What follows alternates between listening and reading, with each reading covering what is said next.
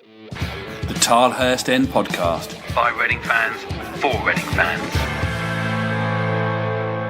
Hello and welcome to this very special edition of the Tilehurst End Podcast, focusing on the Reading FC women's team. Yes, sometimes we like to take our eye off the men's team, and certainly when the women's team were doing so well, it would be rude to ignore them. So I went down on Wednesday afternoon and spoke to Fara and Jo Potter, both England internationals and Reading players for the last couple of years, to really get into how the women's game has changed over the last few years, why they came to Reading, what they expected, and later on in the show I'll be talking to Paula Martin, a Reading fan who goes down to every game at Wickham, and of course on Saturday is their massive game 2 PM against Liverpool at the Madejski Stadium. It's a game that Reading FC men's season ticket holders can go to for free.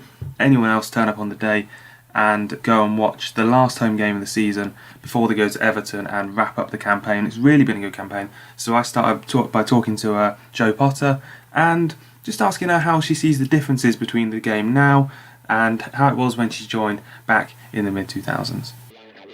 The Tilehurst End Podcast. Read the blog On thetilehurstend.com. You come to Reading relatively recently. How do you see the difference from your career now to how it started and all the sort of facilities and the state of women's football? Yeah, it's pretty different from when I first started playing football because I was playing senior football at 14, and so that's relatively different to what happens now. You've got age groups which makes the progression of the kids' development a lot better. It does have its pros and cons being thrown in at the deep end at such a young age, but it's a bit of a sink or swim, and luckily for me I swam, so it helped me to develop and play senior football a lot earlier. But you look around now and you've got under 10s, under 12s, 14s, 16s, development team, academy teams, and the growth of women's football has been massive since I've started playing, because when I first started playing there was just one team, and it was just a senior team, and that was it. You had to play for a different kids team and then move on to a senior team. So it's from then to now in the space of 20 years it's been huge how the game's come on. And when you joined Reading, what were the sort of expectations around the team? Because this season, as far as we can tell, has surpassed all sort of imagination as to how well it's going to have gone. And what was the hope and the dream? Just to stay up in the top flight, or to do a little bit more? And to add on to that as well, if you did break into the top two and get the Champions League, how massive would that be? Yeah, it would be massive. I think the club's come a long way in such a short period of time, and they've showed their ambition and where they want to go with signings and moving forward with the facilities and the environment around the team and around the group and around the club as a whole. And when I first came in a year ago with it, what I really liked and what drew me to the club was the ambition and the drive, and wanting to make women's football better and wanting to make their players better, and I think just in a short period of time, within a year, you can see how far we've come, and I think people are probably a little bit surprised at the results and where we're sitting in the table at the moment, but us as a group, we're not. I think because we know our standards and we know how we like to drive day in, day out, that it doesn't come as a surprise for us. We hold our expectations high, and we're really happy that we're living up to them, really. Yeah. What does it take to get to the Chelsea and Man City level? Because obviously they had a lot of investment. A lot of the teams that are doing well now are kind of linked to the men's teams that obviously have a lot of investment as well. What does it take for a club like Reading to jump to that level? Yeah, I think it's difficult, because when you look at Chelsea and Man City, they're Premier League teams and they're flying high at the top of the league, and for them to throw money at the women's teams, it's a lot easier than what it is for other clubs.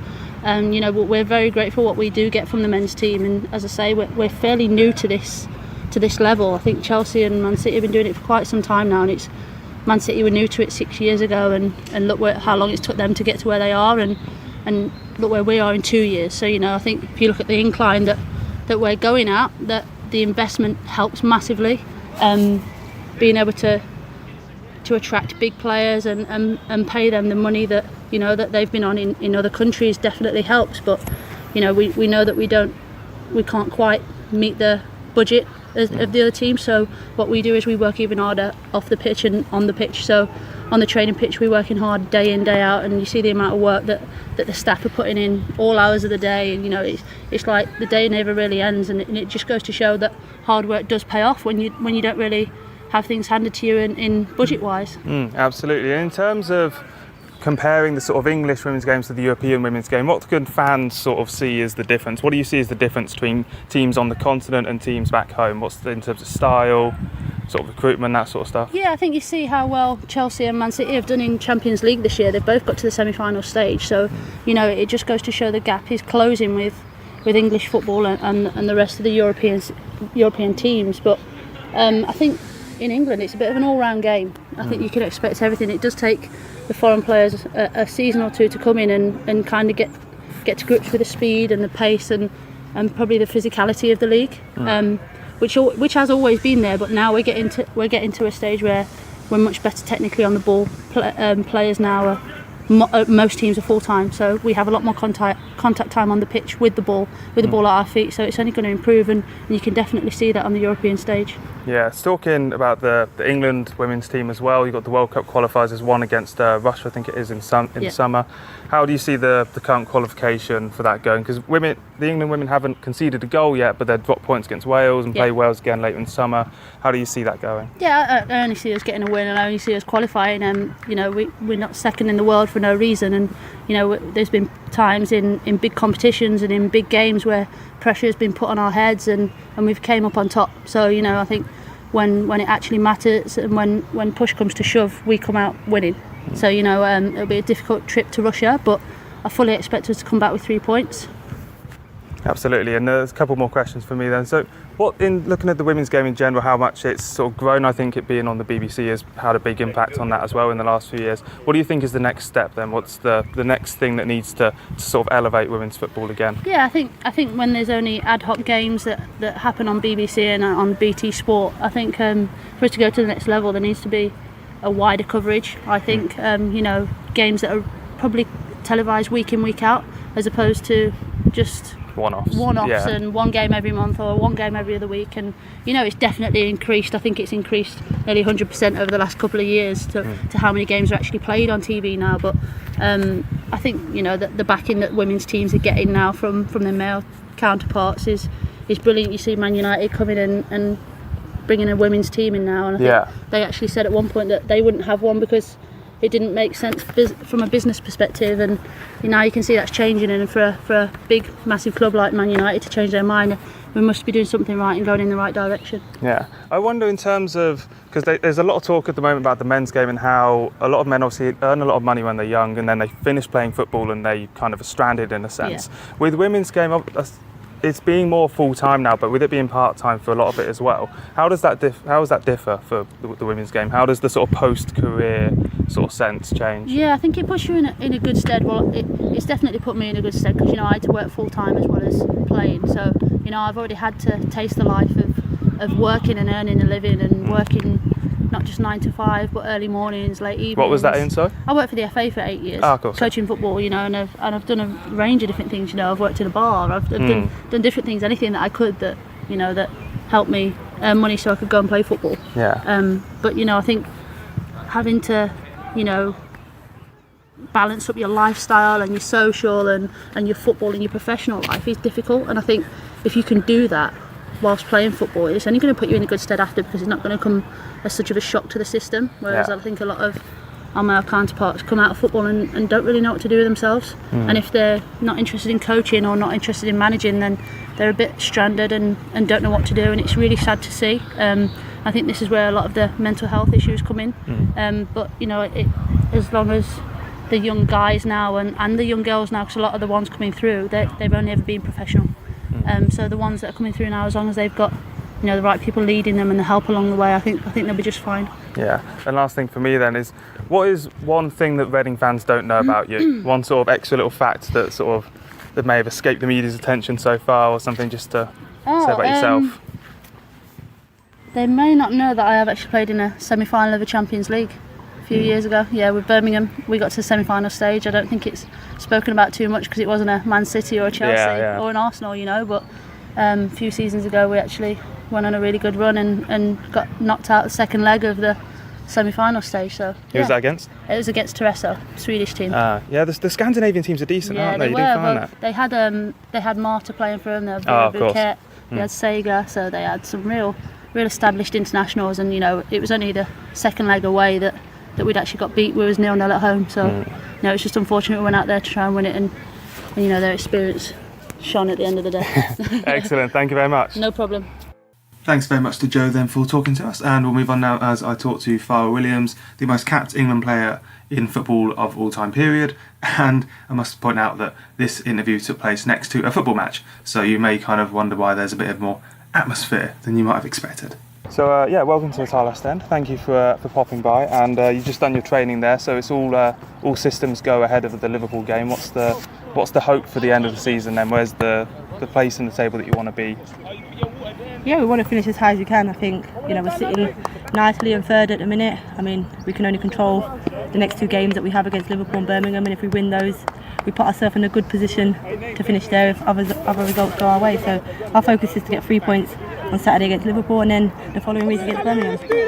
So when you joined the club, what are the sort of expectations that came in? Was this where you thought the club was going to be? Was this the sort of the vision that was sold to you, or have we actually exceeded expectations quite a lot this year? Yeah, there was a lot promised and a lot fulfilled. I think everything that was promised to me has been fulfilled.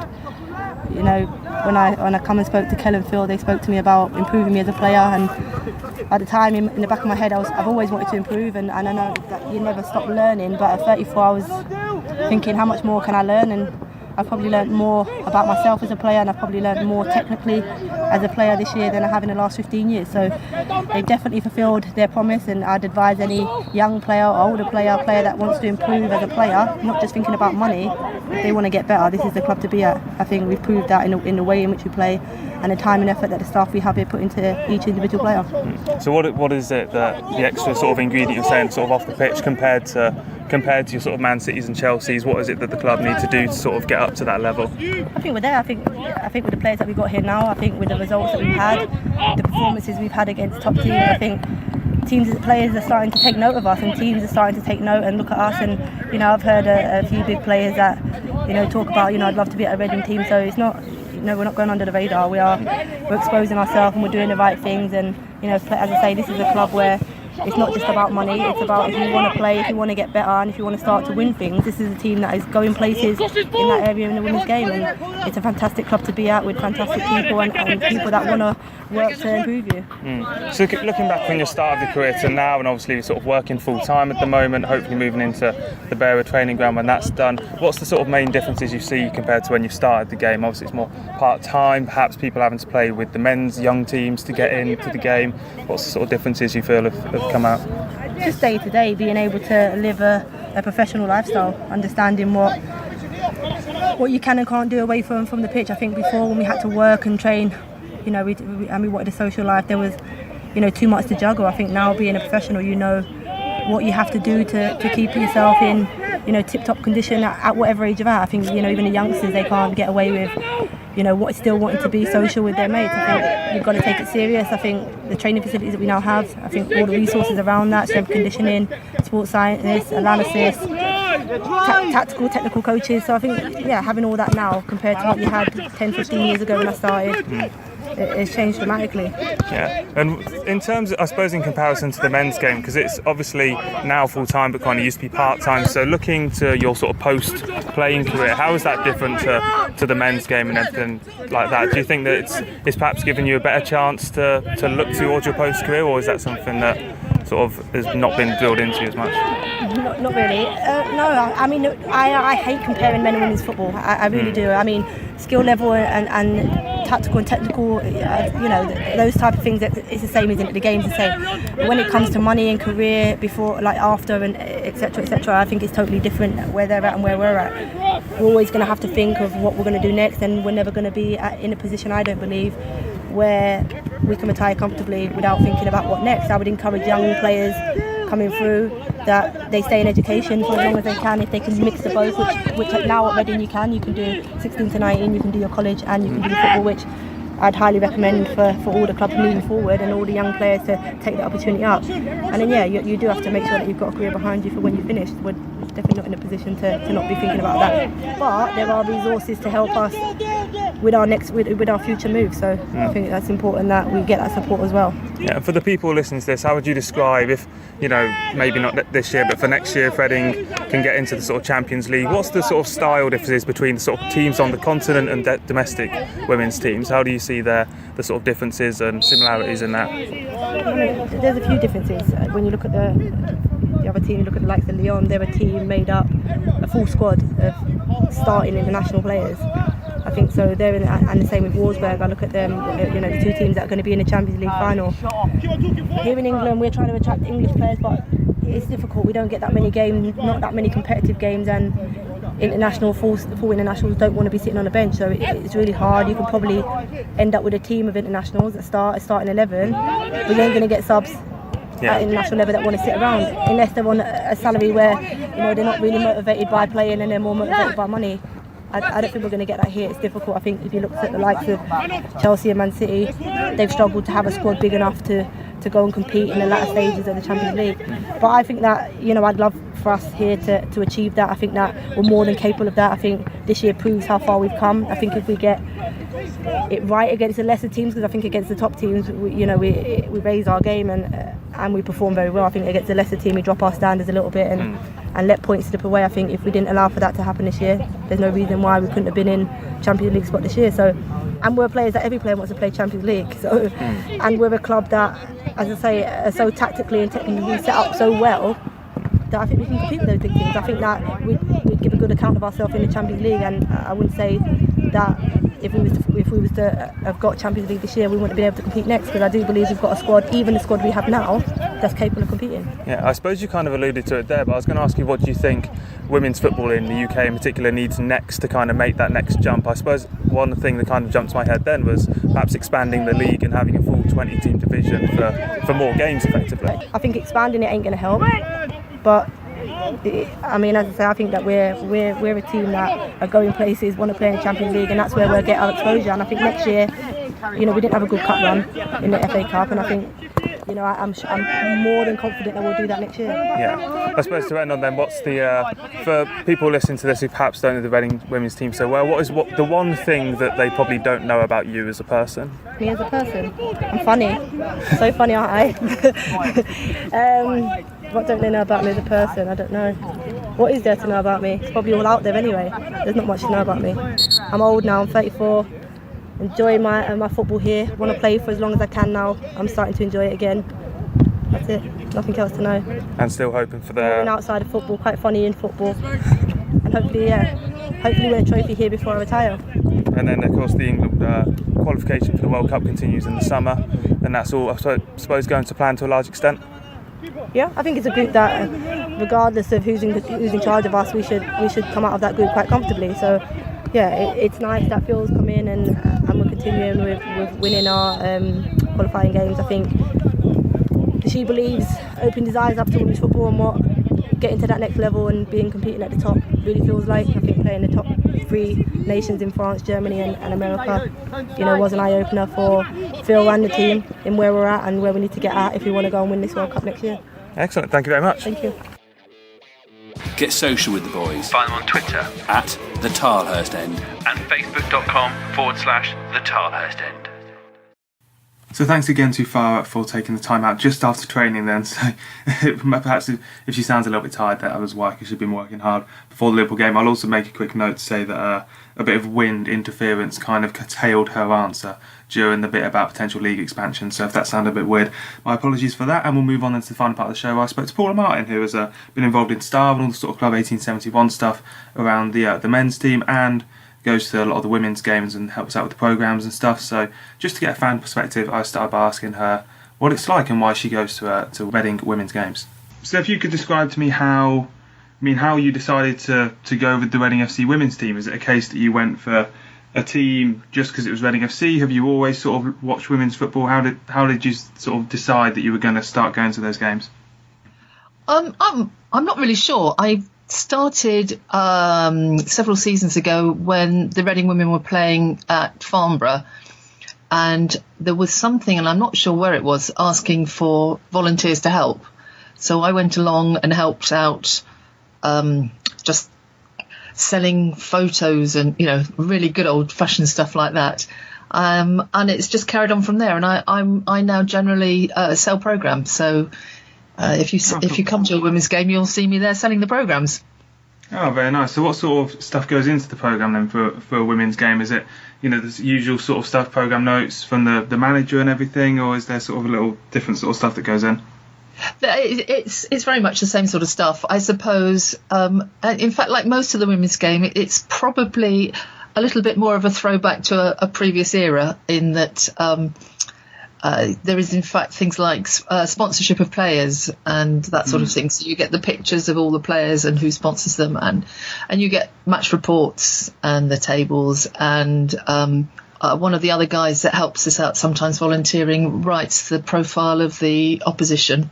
And yeah, it's all very much a usual sort of thing. That's interesting that you sort of say as a throwback, because do you think that the nature of going to a women's game is kind of... Oh, yes. The way it goes on is old-fashioned, sort of pay on the gate, terracing, all that sort of stuff? Absolutely. No segregation. So, and no, well, I've never seen any problems, no trouble at all. And the players seem to be much more accessible. At the end of the game, they'll often just come back to the touchline and sign autographs and talk to their families and things like that. It's almost more homely than the men's game, and it really is.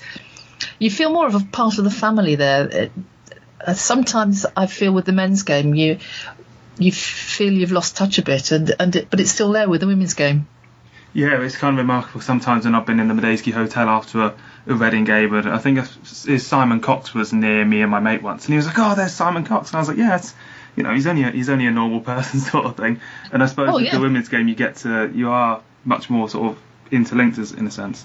Yes, they play at Avons Park usually, and if you go into Monty's bar after the game, you'll see usually their families are waiting there for them, and they'll come in and have a drink, they'll talk.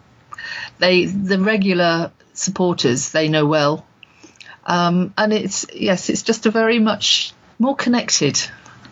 Apart from that, the football's actually good football too. Yeah, well, that is the sort of thing, because I was talking to a couple of girls, as we've kind of just heard on the podcast, that the difference between the sort of the continental and the domestic teams can be a bit pronounced occasionally. How would you say the difference, obviously, between the men's and the women's game fares, in your sort of opinion, in terms of tempo and all these sort of things? It's probably slightly slower. It's certainly less. How can I put it? The passes aren't with such speed and ferocity, but whether that's the reason, but the girls seem to have a better touch. There seems to be better techniques in some ways. I mean, I commented earlier this season that some of our men ought to watch them, because they were able to receive the ball facing their own goal, turn their opponents and go forward, which somehow never seemed to happen very often with the men. Yeah. Well, I suppose, because another thing, how would you say the atmosphere is? Because when I sort of watch on TV, a lot of the time the women's game, you do get a lot more sort of kids, and certainly a lot more girls go as well. How would you say that translates into an atmosphere? Does it mean that chanting and those sort of things perhaps are put to the side to more general cheering and stuff, or how does that go? It depends. Arsenal are particularly good. They've got a group of girls that make a lot of noise. We've got a group that at Adams Park get together and chant, and it's quite fun sometimes, because we'll sometimes set some of the young girls off going, and they'll copy us and do the same sort of chants. High pitched, of course, but that's life. But and sometimes, like particularly with Arsenal, you can get a bit of a cross chant going, but it's all done in the best of spirits. So it's not quite like it's a much more like Club 1871 way of doing things, positivity rather than having a go at the other team. Yeah, and how do you see this sort of progressing over the next few years then? Because I know that the women's team are hoping, I think that by the time London Irish leave, I think they're hoping to sort of slot into Madejski Stadium and have their own go at it. I was talking to Fara earlier, about how many games there are in a season, and obviously you want to build a league, but it has to be quality as much as quantity, or certainly more than quantity. Where do you see that going? Is it going to be a state where maybe in 10 years' time there will be a 15 or 20 team division at the Madejski Stadium that gets a good, few thousand each week? I'd like to see that. To be honest, it's needed, because the one thing that I find with it is because the games are very erratic in timing. You don't get that, the routine. You don't get that, we're home this week, away next week, and all that. Because, sometimes I know there was one occasion when we had a game on Wednesday, a game on Saturday, and a game on Wednesday, all at home, and then nothing for 2 months. And for instance, when the She Believes Cup was on, there wasn't a game for a month.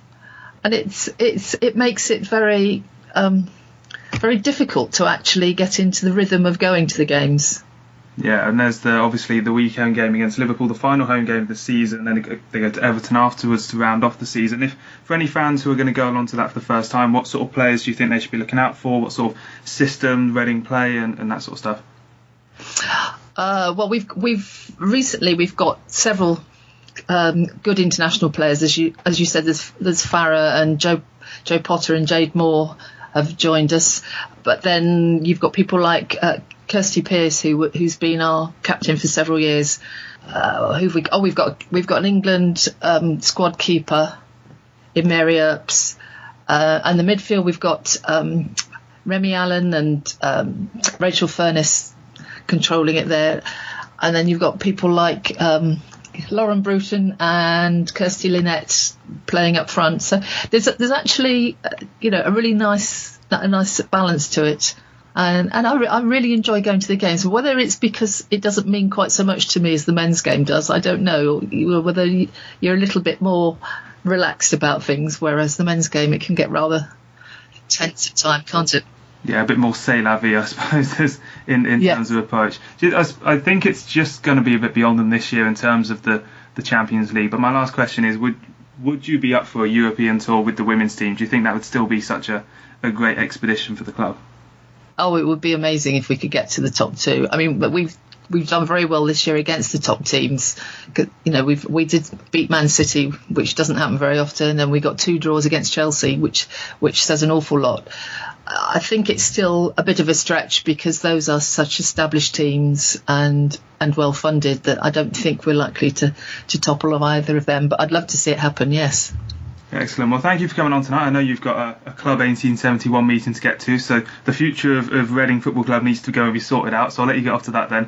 And thanks for popping on and talking about the women's team. No problem, Marc.